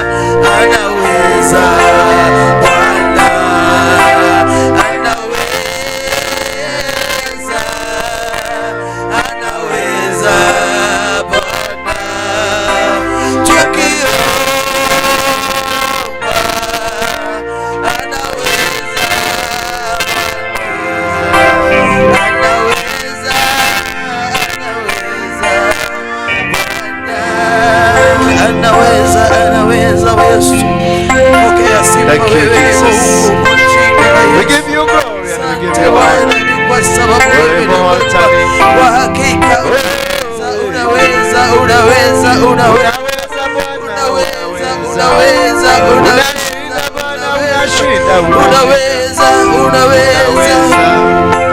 haleluya, unaweza Bwana, hakuna Mungu kama wewe Yesu, unaweza. Asante Bwana, ni kwa sababu ya wema wako, wewe peke yako unaweza, unaweza, unaweza, unaweza fanya mambo ambayo wanadamu hawezi kufanya. Unatoa faraja ambayo wanadamu hawezi kutoa.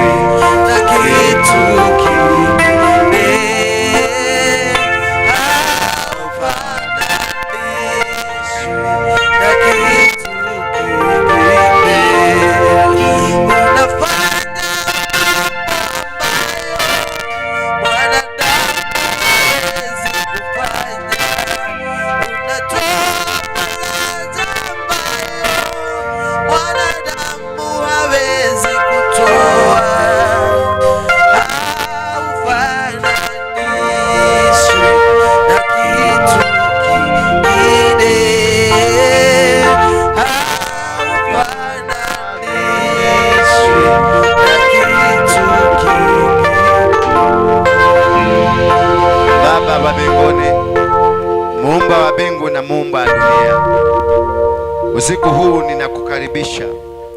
Nakaribisha uwepo wako, nakaribisha Roho Mtakatifu. Take control now. Holy Spirit, take over. These are your children. Speak to them. Deliver them now. Turn around their fortunes as they receive the blessings. I can feel the Holy Spirit. The Holy Spirit. Hold on a bit. Hold on a bit.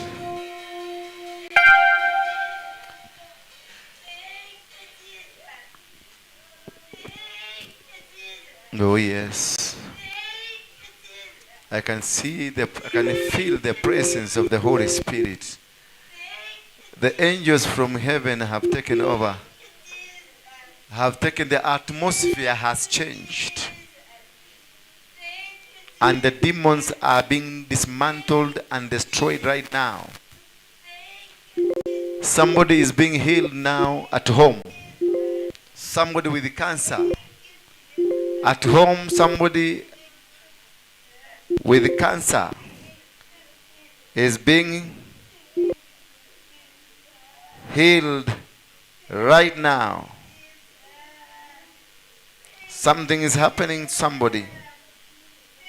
Somebody's life is changing now. Demons are disappearing. Oh, Michael. Yes. Oh, thank you. We thank you. Lift up your hands. Inua mikono yako, simama kwa miguu yako. Inua tu mikono yako. There is a powerful ministration that is going on. You are being delivered, and all that was stolen by the devil from you, I can see the angel from heaven has come to rescue you from the king of Persia who stole the riches. There is a power of God in your life now. There's a huge transformation. There is a huge deliverance that is happening now. You are being loosed from the powers of darkness. You are being loosed from the powers of darkness. There is a huge ministration. There is huge deliverance that is coming now. I can see the atmosphere has been taken cover by the Holy Spirit. Holy Spirit. Holy Spirit. Take control. Holy Spirit. Holy Spirit. Take control. Take control.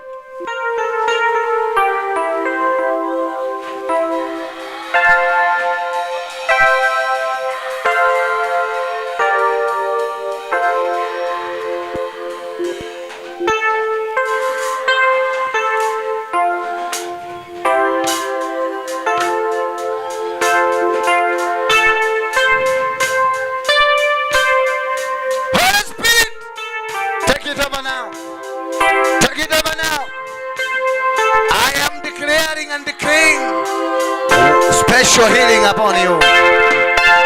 Special deliverance. Special deliverance.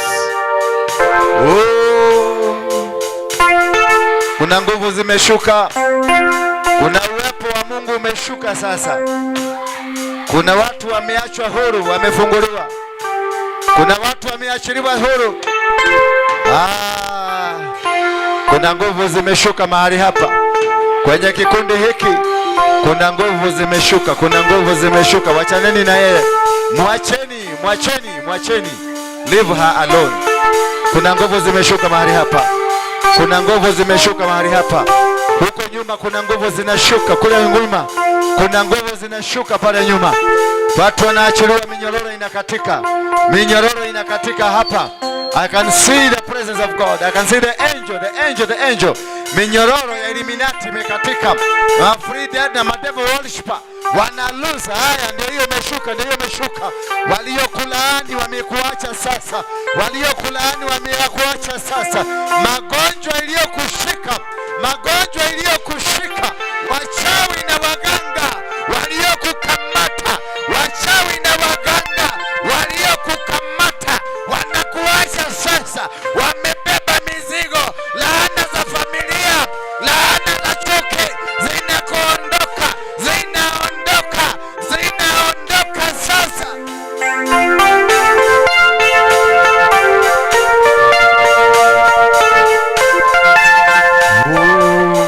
Wachanani na wao. Leave them alone.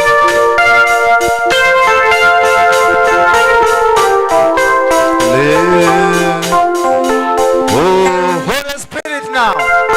Take over your children. Minister to them. Minister to their children. Set them free now.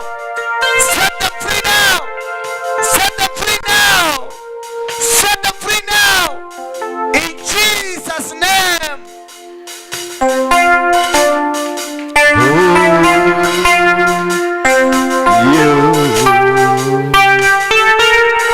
Waliimba udongo yako, waliimba mchanga yako, inarudishwa, inaregeshwa. Kuna uregesho hiyo imeshuka. Hapa Bwana anasema, Bwana anafanya kitu. God is doing something here. You are being delivered. Oh, you are being set free now.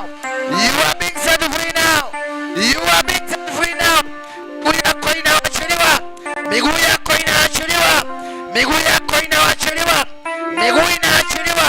Walikufunga na minyororo. Miguu inafunguliwa. Maili minatu wanakufungua. Wachawi na laana za familia, they are setting you.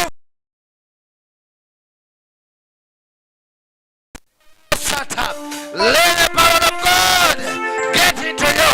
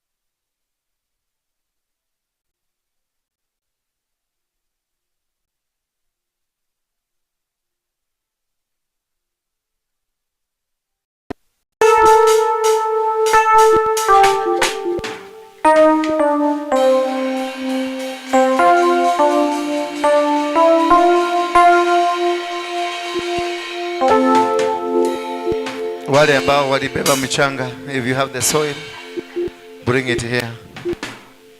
If you have the soil, or if you have something that you wanted, I pray for, bring it here, because this is a time to release. That is wonderful. Oh, Oh yes.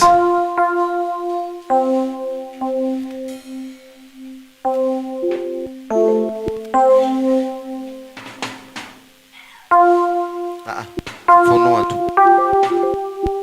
Toe kiatu kimoja. Hii mguu ipeleke injili duniani kote. Ipeleke injili duniani kote. Yes. Nataka uinue mikono yako juu. Karibia kwenye madhabahu. Nipatie kifuniko. Karibia kwenye madhabahu. Hii ni siku yako ya kubarikiwa. Hii ni siku yako ya kubarikiwa. It is the day that is going to determine what you will become. It is the day of your covenant with God. As I speak here, under the anointing of the mighty God, the God who is in heaven,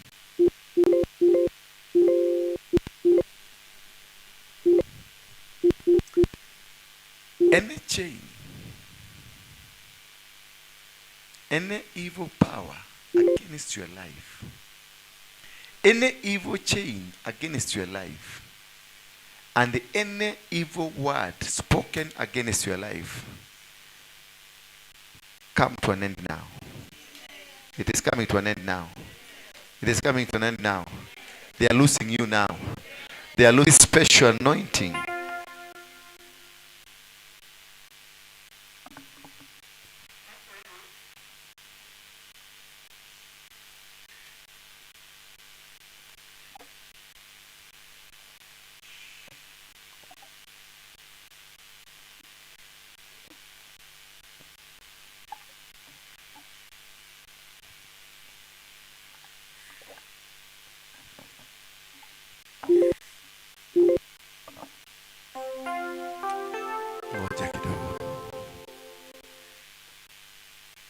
I will count 1 to 7. As I count 1, call the blood of Jesus. Ikifika mara ya 7, Jesus himself atateremuka. 1. Say the blood of Jesus. 1, 2, 3, 4, 5, 6, 7. Touch my hand. All of you touch my hand. All of you touch my hand. 1, 2, 3. Receive. Receive. Receive. The group, another group that didn't touch my hand, touch my hand, touch my hand. Touch my hand. Guza mkono wangu tu. Oh, receive. Receive. Receive. It is coming. Receive. Another group, come and touch my hand, touch my hand. Another group, kuja. Just touch. Guza tu mkono hii. Kuna neema fulani imeshuka kwa mkono huu. Haya, shika tu. Wekelea mkono wako. Oh. 1, 2, 3. Oh, rishere borara masete. Shika mkono hii. Shika mkono. Shika mkono. Shika mkono wangu. 1, 2, 3. In Jesus' name. Shikeni sadaka zenu. Shikeni zaka zenu na sadaka zenu. Shikeni zaka zenu na sadaka zenu. Mushike muniletee kwa mkono wangu. Muniletee kwa mkono wangu.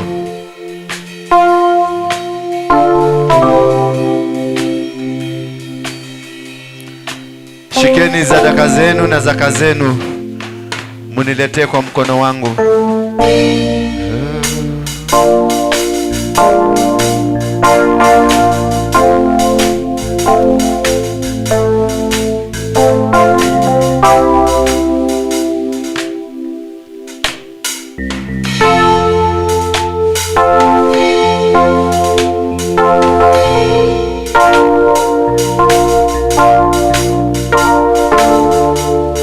And all your sacrifices. Lete tu hapa, nilete kwa mkono yangu. Nilete kwa mkono yangu hivi. God bless you. Give it to my hands. Give my hands. Wekelea tu kwa mikono hii. It's a special blessing. Special deliverance. Special blessing. Oh yes. Oh yes. Oh yes. Oh. Somebody to start celebrating, start singing. Somebody sing, celebrate as you are delivered. Oh yes.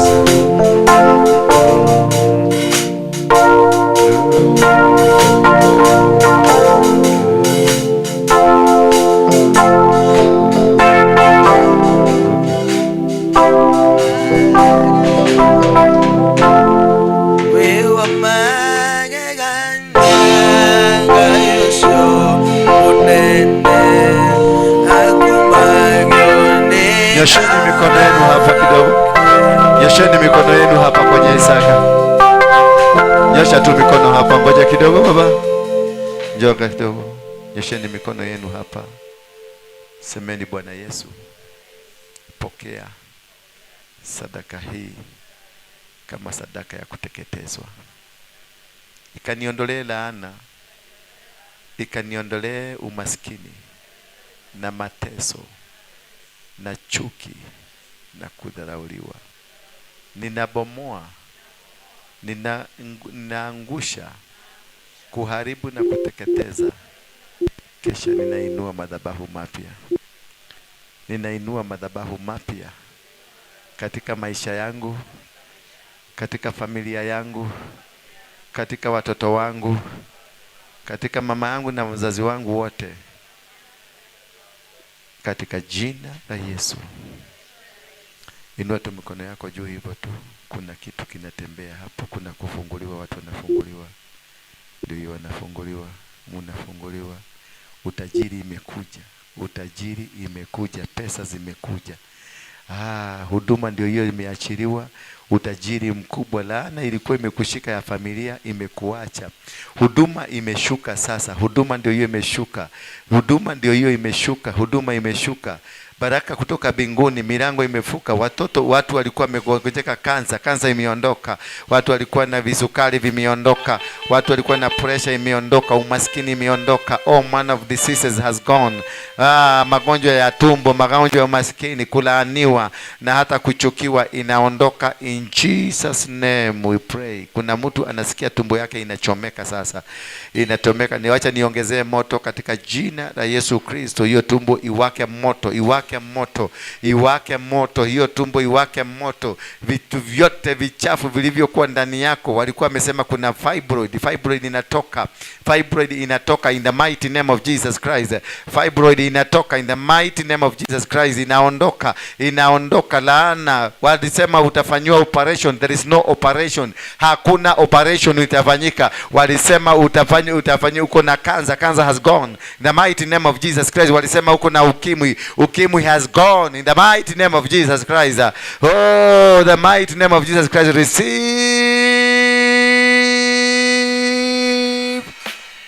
Thank you. You are free. Put your hands together for Jesus Christ. Beatrice.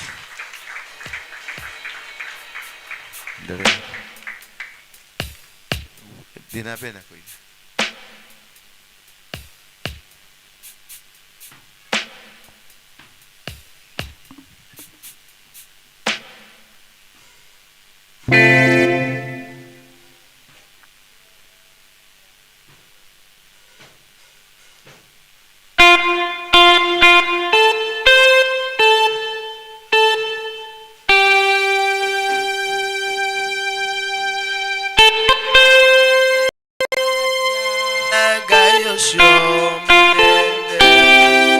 akumagione araika. Nataka tumwimbie Yesu, tushangilie kwa vifijo na vigeregere. Uimbe ni kama hautaimba tena, ushangilie ni kama hautashangilia tena.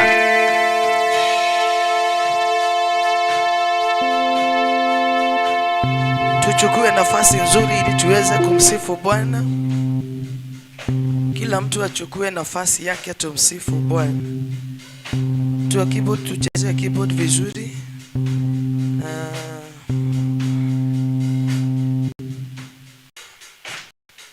Hiyo ndio